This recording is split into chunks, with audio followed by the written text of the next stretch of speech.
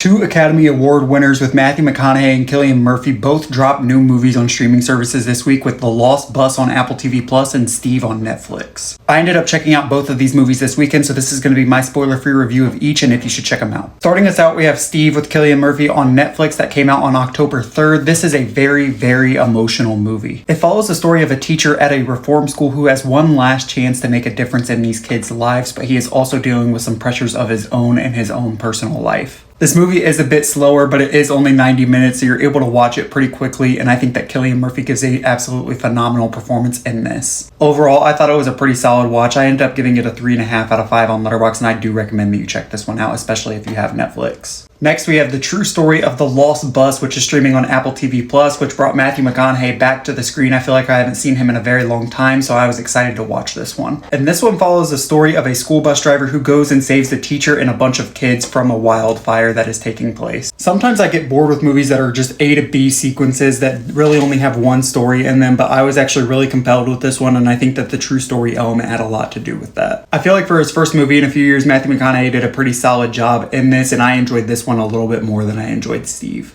I also ended up giving The Lost Bus a 3.5 out of 5 on Letterboxd, and I do recommend that you check this one out, especially if you do have Apple TV Plus. They do have a lot of bangers that are coming out and have already been released. Let me know, do you plan on checking out either of these two new movie releases? I post film and TV show news, reviews, rankings every single day on all my socials, TikTok, Letterboxd, Instagram, and YouTube. You can find everything in my bio. So if you enjoyed this, be sure to hit that follow button, and I look forward to seeing you in the next one.